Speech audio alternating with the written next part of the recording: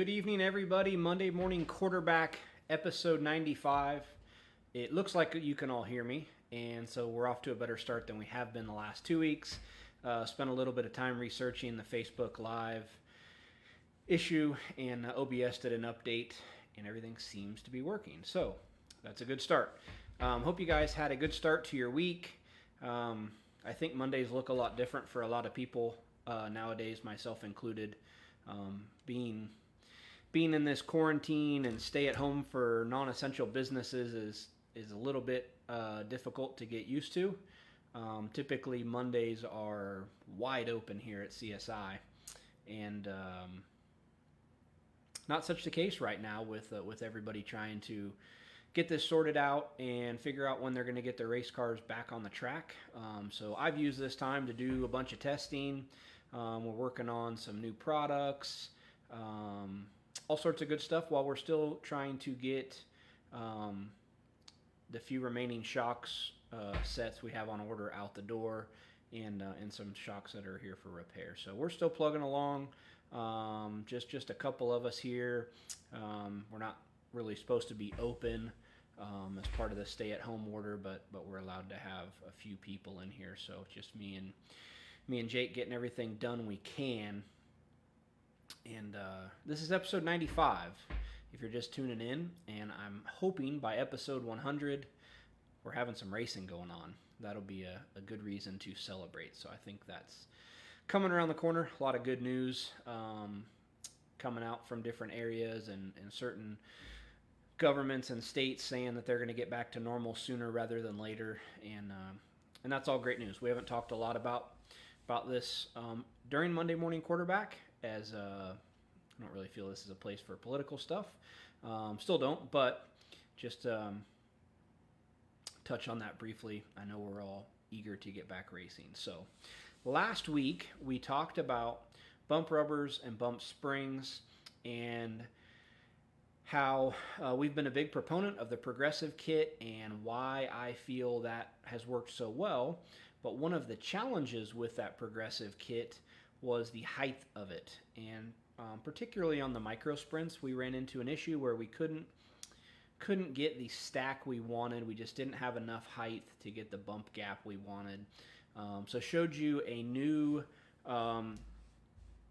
piece we're carrying, this iBach bump spring. After testing a bunch of bump springs, we feel like we found something that will work really, really well. It's got a lot of travel, which is needed, and it's a fairly small installed height. So kind of checked all the boxes for us with things we weren't crazy about with the bump springs in the past. This new guy here is pretty slick little unit, and we've done a bunch of testing and can't wait to get it on a racetrack. But as we went through that, I fielded a bunch of calls and emails and Facebook messages last week about, well, what is the bump gap? And gosh, if I don't like it, how do can I put it on the car? Can I take it off? People not necessarily knowing how to get the rod end off, that can be intimidating for some folks. And while we did cover this in our bump rubber segment a year and a half ago, it's probably good to touch back on that. So I figured tonight would be a good chance to just quickly walk you through those few things. How to get the rod end off your shock, if it's a CSI shock. If it's another brand, not a problem. Feel free to reach out to us. I've worked on most every brand, and I could probably walk you through that style. But since most of you watching probably are CSI customers, I feel like this is where we'll start. So if you have your shock, if you don't have a nice vise to clamp your rod end, I recommend just breaking the jam nut free with it on the car. So if it's bolted on the car, 3/4 inch wrench, break the jam nut free. Doesn't matter where your adjuster is when you take it off, just when we put it back on. So I already have this thing loose because I didn't have a wrench in here. So again, break the jam nut loose, screw the rod end off. Everything is contained in the shaft. So that's not necessarily the case with every brand. like a Penske, for example, that metering rod and needle will fall out, so you got to be careful.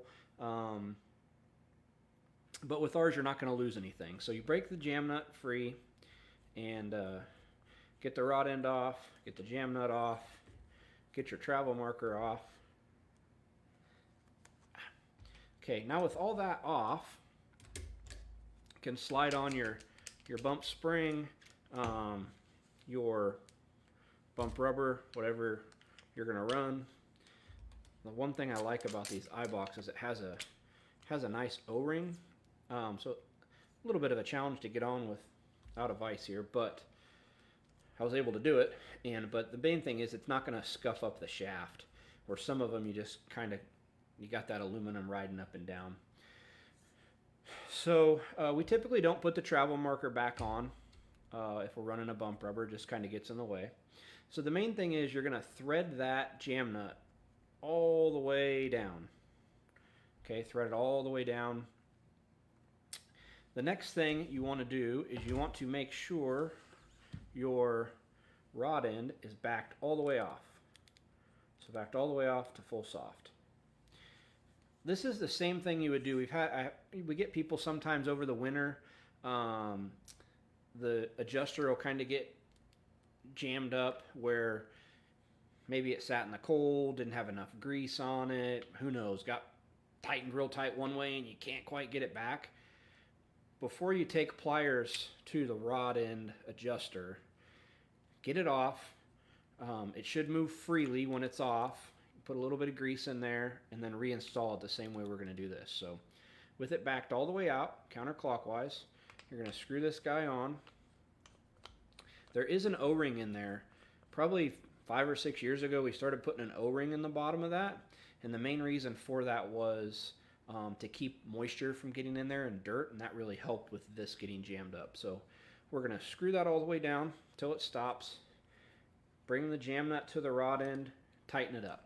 If you do that, all your adjustments are where they're supposed to be, and the tell-all is when you screw this guy all the way in, it'll go all the way in with nice detent and then come to a stop. If for some reason this didn't get on in the right spot, your last half a turn or turn is just going to spin in freely. There'll be no detents. That's how you know you didn't get it in the right spot. If that happens, just take it off, back that adjuster all the way out counterclockwise and start over, okay? So that's how you take it on and off. Super simple. You can do it at the racetrack in under a couple minutes. And so now, what is your bump gap? Any sheet that we give you, whether it's with our progressive kit, bump spring, bump rubber cup, we give you a gap we would like you to start with for your particular application, whether that be a micro sprint, a sprint car. We give you a gap that you should start with for average conditions and then how you should adjust it. So with the driver in the car, with the rear tires you're going to run, and with the fuel you're going to run. So basically the static ride height of the car is exactly as it's going to roll on the track. This is your bump gap, okay?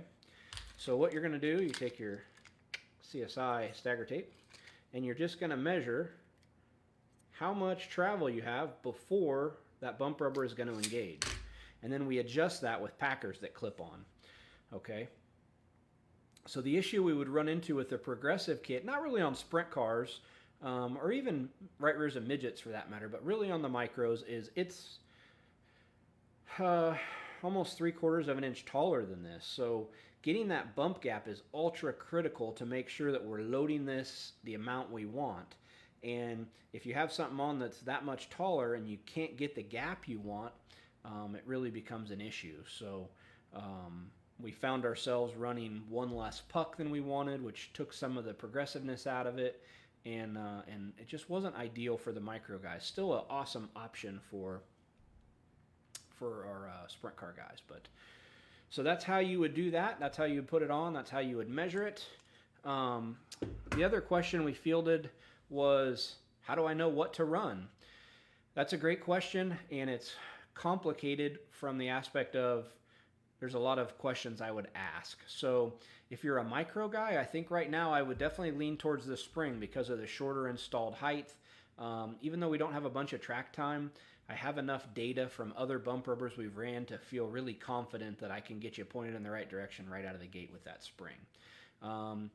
If you're a sprint car guy, I think the progressive kit will still work if you have the room. Certainly the right rear of the non-wing midgets and sprint cars, that progressive kit has been really well. So that's still the way I would point you until I get to do some track testing with that spring, which I'm certainly going to do. But if you had a specific question, like I've got a 360 Maxim and I'm running it,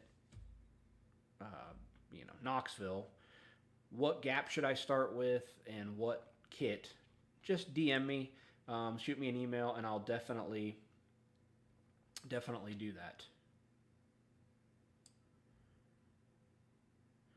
John Randall, back turns out before screwing off the heim of the shaft. I don't know what you're talking about exactly. It doesn't matter where the adjuster is when you take the jam nut off. I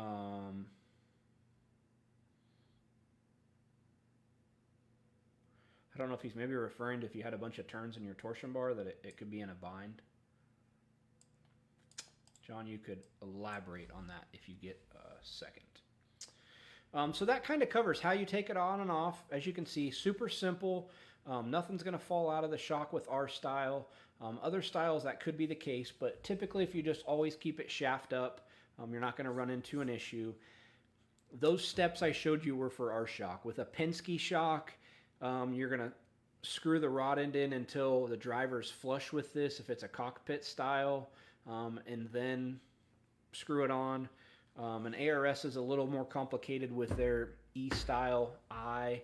An AFCO is going to work the same way as ours. So anyhow, if you have a specific question regarding to another brand, let me know. I'd be more than happy to walk you through that. Okay, John must have been talking about something else. So another quick announcement for those of you who have little guys or gals racing in our iRacing series. We have 3 more weeks of the Wing 360s that we're doing. Those are broadcast every week on Wednesday night. We started that a few years ago, but it's becoming very popular right now with everybody stuck at home. So we have 3 more weeks of the Dirt Wing 360 sprint cars, and then we're going to start a pavement sprint car series. So practice up on that. We have a sponsor we're going to announce later this week who is going to give us some cash to buy some really, really cool trophies to give out for that. And we'll do those same time, Wednesday nights. Global Sim Racing will broadcast them and be something a little bit different. Well, we're going to do some pavement stuff. So the pavement racing is starting to get a lot of hype around here lately because Lucas Oil Raceway, or what most people know as Indianapolis Raceway Park, has announced that the night before the Indy 500, which is now in August, odd to say, is having a pavement midget and sprint car race with a nice purse. So people are digging pavement midgets out of the mothballs, and certainly excited to see those race cars back at Raceway Park.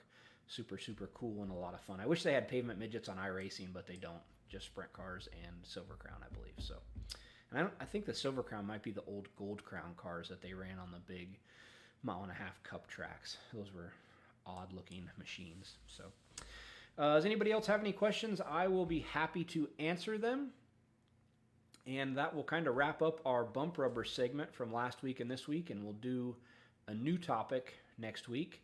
If you have a topic you would like us to cover, let us know. About it. I touched the wrong thing. There we go.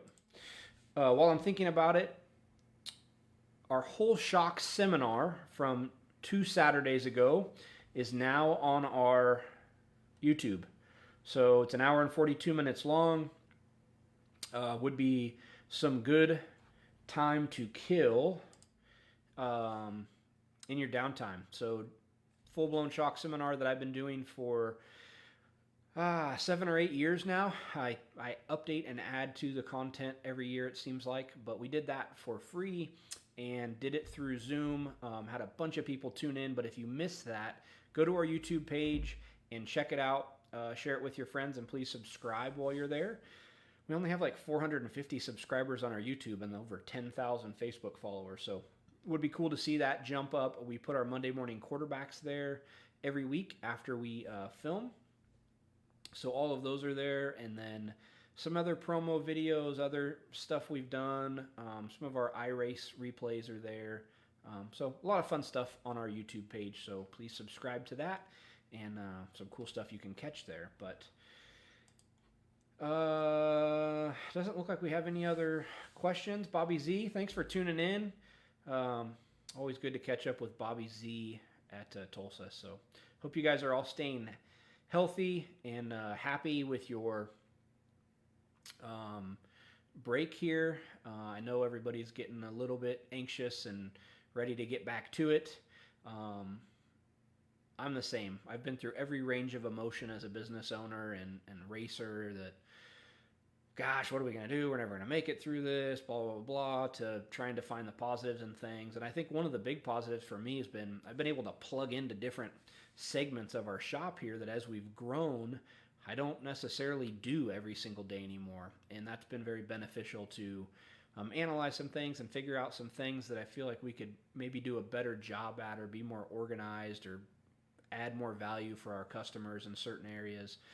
Certainly the quality of our shocks is amazing, and the shock builders do a really, really good job, and I touch most all of those in one way or another before they go out the door, but there's other little things that you just don't do all the time, and so I've got to do some of those, and have kind of been fun to get back on the shock bench and washing shocks and doing all that good stuff. So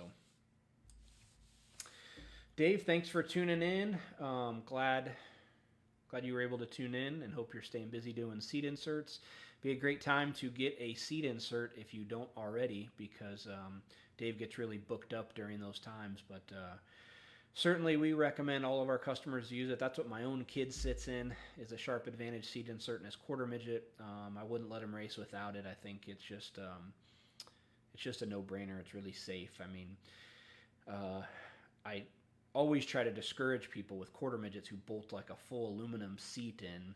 Like, the quarter midget wasn't designed for that, and they get freaked out just by a little beaded seat insert. And I'm like, if you ever looked inside of an Indy car, that's what they sit in going 240 miles an hour. So just a beaded insert that sits inside the tub. So same thing with a funny car or dragster.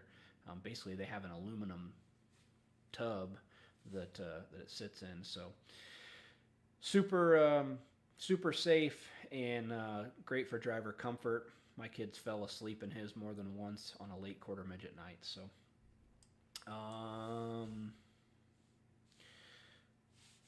Steve, feel free to PM me about a dyno question. If it's a shock dyno, if it's an engine dyno, I'm not going to be a lot of help. But yeah, if it's a shock dyno, send me a DM and I'll be more than happy to answer that. So hope you guys all have a fantastic week. Thank you for tuning in. Keep your eye on our social media stuff as we're posting all sorts of sales and fun things we have going on. We're trying to keep everybody engaged and tuned in during this downtime. So have a great week, and we will catch up with you all soon.